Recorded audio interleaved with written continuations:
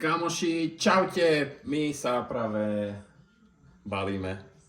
Ako môžete vidieť, zase je medzi nami Spuš. Koľkokrát sa pozeráte na tento byt v tomto vlogu, tu je v kuse bordel. Ale my sa práve balíme, lebo čaká nás jeden úžasný trip. A myslím, že veľmi zaslúžený výlet po tom našom roku, čo sme boli v kuse v takej diete. Sme si práve teraz našli čas a naplánovali naše medové týždne po svadbe, ktorá bola v júli, aj november. A ideme do Vietnamu a ja som neveril, že sa dočkam toho momentu, že môžem povedať, že zajtra ráno neodlietame, zajtra nás čaká ráno 5 hodín cesty vlakom, tak 13 hodín letecky z Bratislavy do Vietnamu.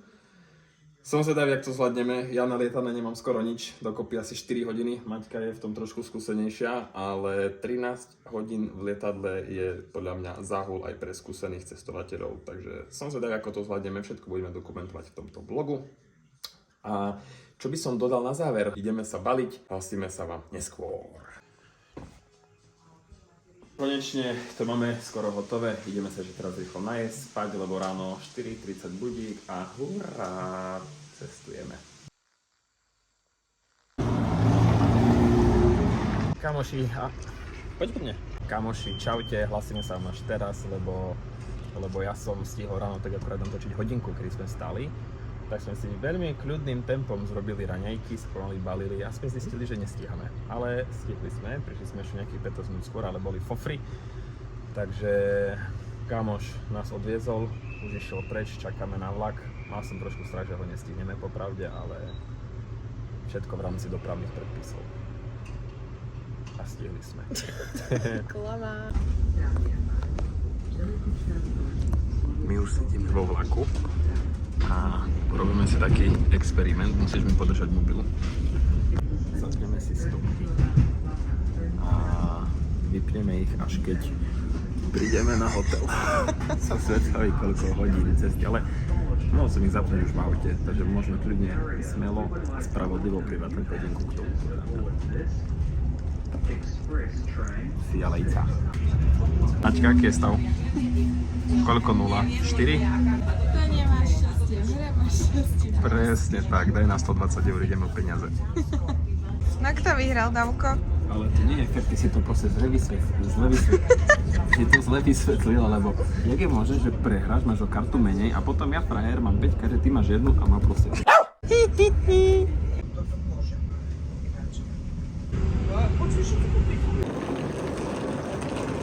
Kamoši, čaute, snáď nás budete počuť cez ten kufor, my už sme v Bratislave. A osudová chyba, že sme si nezbalili so sebou vetrovku, lebo nás nenapadla jedna dosť podstatná vec, že my sa vrátime domov 20. novembra a sme v Mikine. Takže priestor v batoži nemáme, neviem, zbalili sme sa proste ako plný a nejak to zvládneme. Ideme sa rýchlo niekam najesť do tepla. Prišli sme sa zohriať na čajíček, kavičku. Mali som už aj Bývarsko-Húta. Čakáme vlastne na let. Zajíc.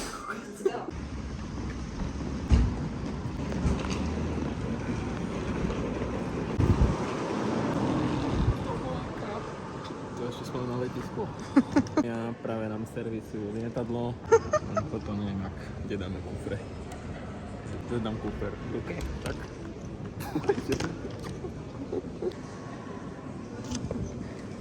Na mieste sklátoru schody. Tak sa žije fitness životom. Deň pred all inclusive. Zatiaľ sme na tom takto. Neviem, či to je vidieť. Nevidieť.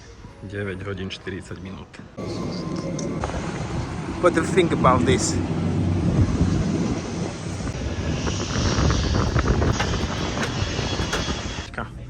Hľadaj prvú triedu.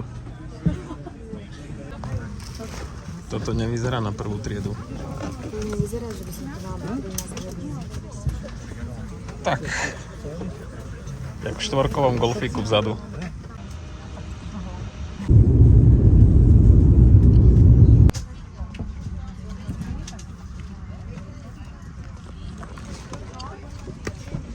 To je naša cestovná klasika.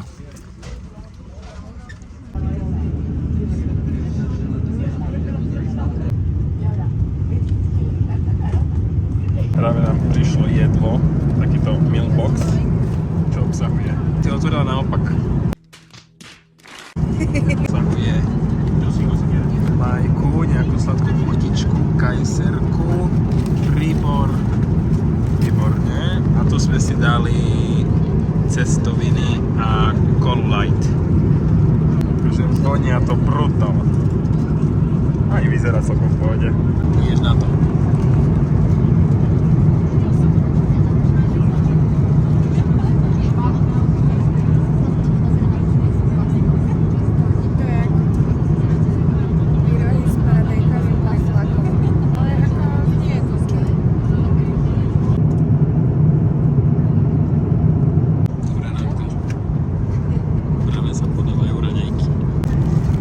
Syr, klasika, keksíček, kavička, čaj.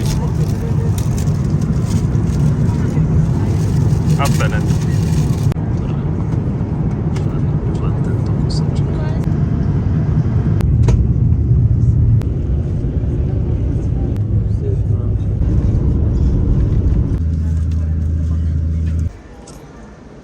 Zvládli sme to. 13 hodín.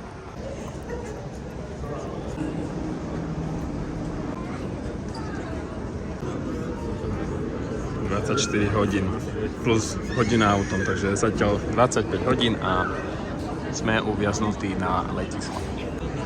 Maťka to nedáva, lebo sa ňom tlačia ľudia. A kotníky mám ako... Máme kotníky a v 9. mesiaci tehotenstva.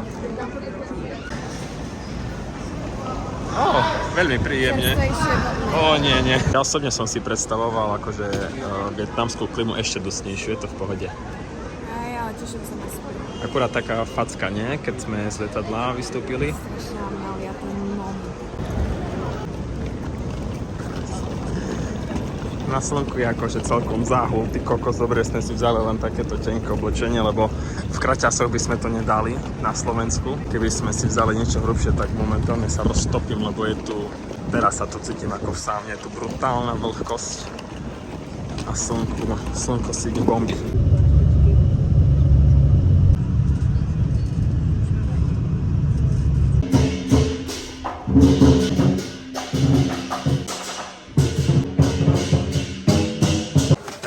Po check-ine dali vlastne číslo izby, kľúče, vysvetlám čako. Tu nás sme si našli batožinu, priradili nám k nej takéto listky. Všetko nám naložili a už sedíme v tuk-tuk, to volajú, myslím. Už sedíme v tuk-tuku a idú nás odviesť vlastne na našu výuku. Momentálne je to 26 hodín 59 minút plus hodina cesty autom, takže 28 hodín cesty. Ale je to tu nádherné. Ako rozprávočka.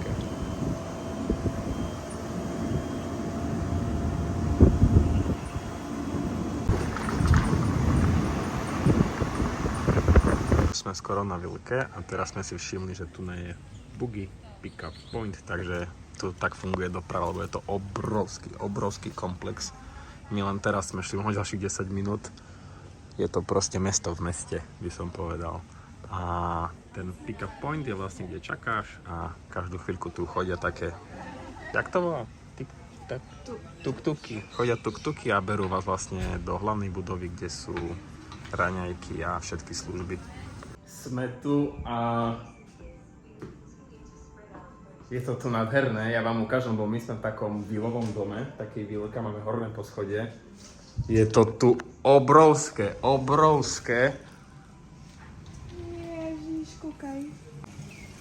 Ježiš, my sme v ráji.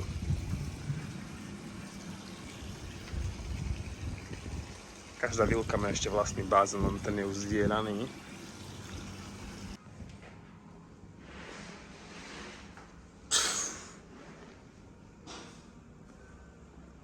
Toto hej. Táto už hej. Brutál. No a zabudol som na najdôležitejšiu vec a to je naše stopky zastaviť, takže stop.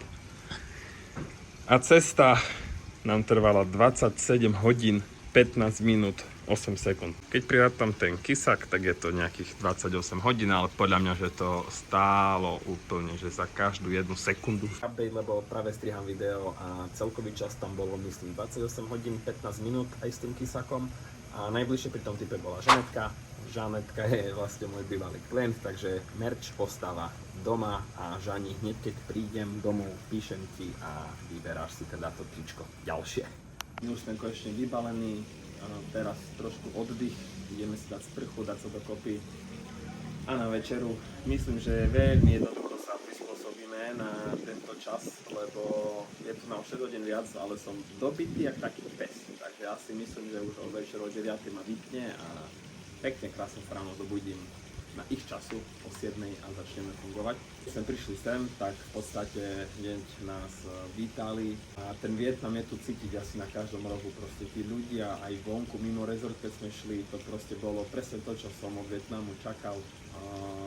Myslel som si, že bude trošku väčšia vlhkosť, ale aj tak je tu tak akože celkom dusno, taká mini sauna, ale myslel som si, že tu bude horšie, ale dá sa to úplne v pohode zvládnuť. Hlavne keď si vezmem, že v Bratislave sme vymrzli a tuto je akože to veľa lepšie. Let bol ťažký, cesta sem bola nekonečná, mám pocit, ale konec koncov, keď tu človek príde, na všetko zabudne, lebo tuto je proste úplne, že nadherne.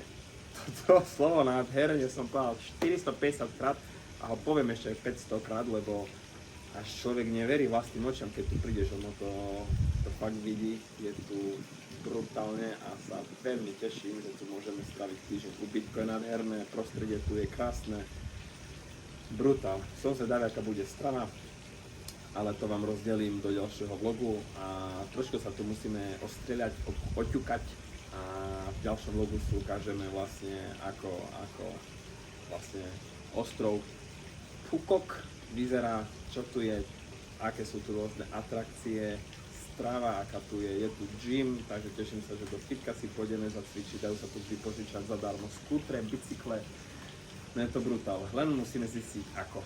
Takže ďakujem, že si dopozeral tento vlog až sem, ak sa ti video páčilo, daj like, daj koment, daj odber a my sa vidíme pri ďalšom vlogu z Vietnamu a mega sa teším, ako si to tu užijeme a verím, že sa vám bude tento vlog aj ten ďalší páčiť.